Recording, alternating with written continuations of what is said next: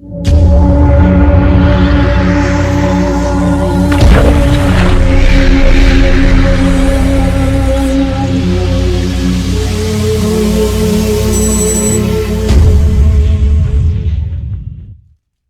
sitting here with Ben Thompson. Ben Thompson, art director of Hearthstone.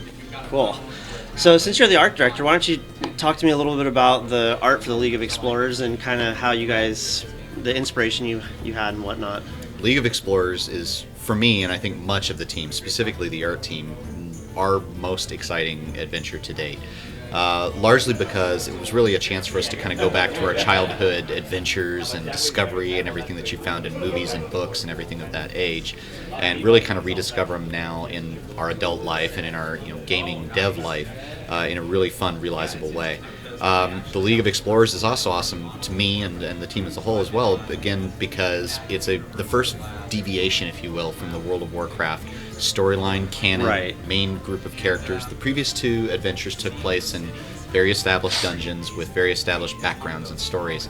And we felt like this was a good opportunity to kind of step out of line, if you will, and kind of do something that's a little bit off and fun, and 20 degrees again off of World of Warcraft. Right. In a way that we feel has really helped to kind of add depth to that world in a way that doesn't change anything for either group. And frankly, we're all kind of looking at each other's stuff and really excited about what's coming. Yeah, it kind of lets Hearthstone be a little bit more on its own as opposed to taking cues from WoW. Absolutely. When I was watching the trailer, I really got an Indiana Jones vibe from it. It reminds me of standing in line for Indiana Jones at Disneyland. Sure. The little video they always play. Did you guys take inspiration from that, or? I think it came from a lot of sources, to be honest. I mean, Indiana Jones is a great series of movies. I think Casablanca is amazing. I think if you look at Jewel of the Nile, all of these kind of things, whether they be books, whether they be movies, really it's less about the subject matter of those instances and more how they made us feel and kind of recreating that feeling in something like this adventure. So I think there was a lot of inspirations that kind of went into this idea. Nice. Yeah, the trailer is really cool. Can you talk about a little bit more about the different characters now? Obviously, we know Bran, right? He's from WoW.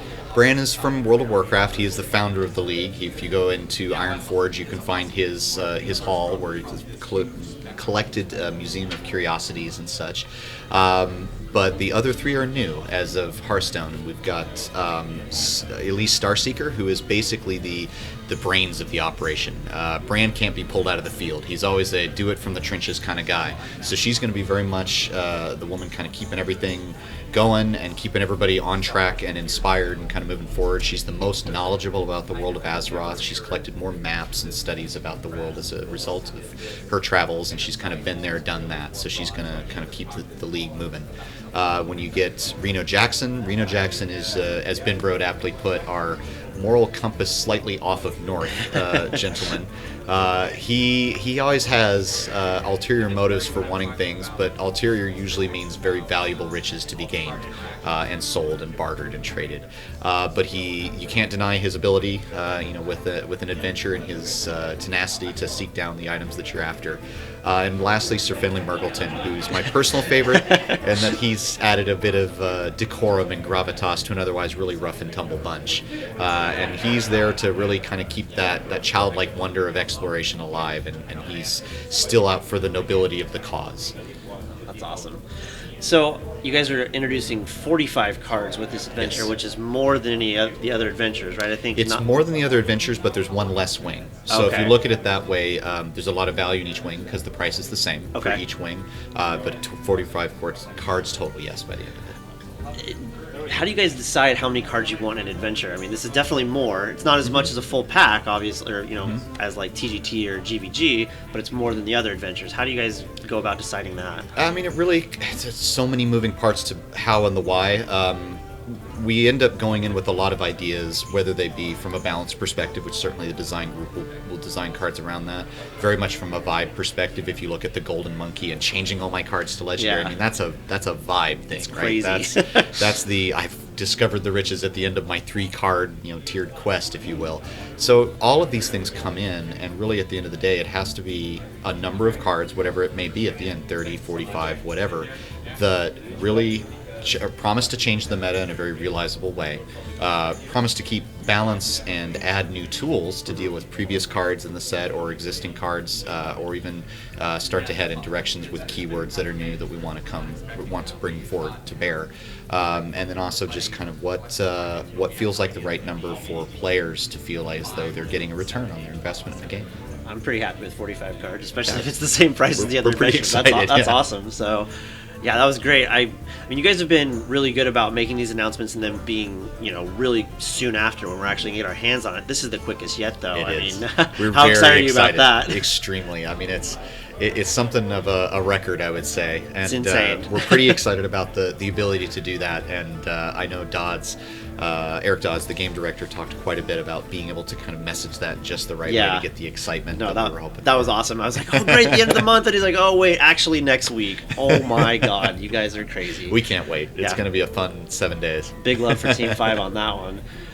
Let's see. So you mentioned the Golden Monkey. So do you think it's going to have an effect on the meta? Do you think it's going to be more of a fun card that is going to be good in Arena and Tavern Brawl? Do you think it's going to get competitive play? I think it's interesting in the same way that Mimron's Head is interesting. It's a moment where it's very vibe based. Mimron's Head was very goblins versus gnomes and the creation and adding of all these mechs to create this ultra mech. Then this is very much the same for League of Explorers. It's I found a map. The map has taken us to this thing. We found the thing. We've enacted, the Golden Monkey, as it turns out. Right. And we now have riches untold. I don't know whether it will or won't. I'm looking forward to the community putting this in where they feel it makes sense and hopefully being surprised by the uses they find for it. More than anything, I'm just looking forward to that moment in, hopefully a Twitch or something where everybody gets to see it and go, we got it to actually go off. That's so cool. I don't know. I don't know what it'll do as far as the game, but I know it'll bring a lot of excitement. How is it tested so far? Internally is all we've really got to go off of. Sorry. But certainly people are building decks around it because they want to see it happen. Yeah. Much in the same way as the Mimron's Head, but it's just one of those that you either are trying to make happen or not, and you can choose to put in or not. We never want to make cards or decks that people feel compelled to have to play with or build. Right. We feel in that instance is kind of that's the heavier end of the seesaw. That's where things are going to start to wiggle out of control. And this is no different. It's put it in if you want to try it and play with it. We promise it's fun. If not, there's other tools out there. Typically, the adventures seem to have had some pretty key cards that have been staples in the meta. Mm-hmm. Do you think that do you have any cards that you think in this set that are going to be kind of like the Sludge Belcher, the Lotheb that everyone's going to want? I think it's hard to say at this point. I mean, certainly the community is already talking about ones they're excited about. Right. I know they're excited about Brand Bronzebeard and the idea of doubling down on something like that mechanic. I'm personally think of all four of the 5 new legendaries, the explorers themselves, I'm most excited probably for Reno Jackson. Yeah. For very weird motives. Is the idea of so many times we see decks out there where they're just 2 of each card because they're very powerful. Why would I not put both of those things in there? And it starts to kind of create these very small, consolidated, groups of cards within a deck. Something like Reno Jackson promises that, you can't do that. Not and play him viably, because ultimately the whole key with him is if I don't have a duplicate of any card in my deck, or I've already played those that are duplicates, so I only have one, he will restore me to full health as soon as I play him. And I mean, that sounds super strong, but what that has behind it is that I have to be very cognizant of what I'm building my deck with and what I've already played. And I think that's going to shape a very different type of gameplay. Certainly there's a bluffing mechanic that I'm curious to see if it shows up, where if I'm facing somebody and halfway through the game I'm thinking, God, I haven't seen more than one of any card. Am I in some trouble here? Maybe he's there, maybe he's not. That is interesting. I mean, there's a lot of strategy that can be built around that, so that'll be really fun to play with. Do you have a particular favorite art card from this? Oh, wow. You're the art guy. All 4 of the heroes came out, and I say heroes, all 4 of the explorers came out really good. I feel like they all really personify their characters very, very well. I'm a huge fan of the key art itself. Yeah, I was going to say the key art's amazing. Laurel Austin has done us proud yet again. She was the artist responsible for the initial key art for the game with the orc and the gnome playing the game. She did the previous pieces where it came into, what's some of the other ones that she's done? she's done a number of key pieces in the game that really always seem to capture that charm and the vibe, Yeah. and this is no different. So for that, it sounds like a bit of a cheat, but because we get all 4 explorers in this piece, I think that's one of the strongest pieces. That said, I think that, you know, Arc Thief Rafam is really strong because it shows you without showing you. Like, it doesn't give away a lot of who this mysterious character is and what his place is and his role in the adventure as a whole, that we can't wait for people to explore the adventure and find out more about him. Yeah, definitely. There's a lot of different ones for different reasons, but I'm typically a very story-informed artist myself, being a former illustrator. So because of that, I tend to go for the ones that promise the most story or I want to know more about. Right. So. Gotcha. So can you talk a little bit about your role in this expansion and what you were particularly involved in? Well, initially, when the game was formed and the team was formed and the game launched, I was the only artist that was hired day one. Okay. I shouldn't even say day one. I say within the first year of creation, I was the first artist hired for that and was responsible for a lot of the 2D art that went in at that point. Okay. As we've grown as a team, that's really opened up a lot of previously locked opportunities that one artist can accommodate. And we've hence gotten 2 2D artists. If we've got John Zwicker and Jerry Masco. We have 3D artists, sorry. 2D artists would be Jamara Kindred and Charlene Lescamph, who's just joined us from France. And 2 technical artists with Kyle Harrison and Becca Abel. And then I've got Jeremy Cranford, who's responsible for all the external art that goes on the card with all of our external freelancers for the card art itself. That team is a really strong team in that there's 2 of everybody. Right. And then my role nowadays has been to basically kind of bring all of that together as an art director and get everybody working together and really just kind of providing a unified vision for everybody to get excited and rally behind. So that's been an exciting challenge in and of itself, and really rewarding in its own way. That's awesome. What about you guys have borrowed a lot from the original WoW TCG, and I think you've done so less over time, but I still think TGT pulled in some. Certainly we have. It would feel foolish to not use such great art that's been used in previous instances, but that even goes for across the company. Rather than just from the TCG, we've got pieces like Jaina Proudmoore that was done by Glenn Rain for other purposes, but we felt really fit the game and the persona we wanted for Jaina, strong and powerful female character, leading the front of mages across Azeroth.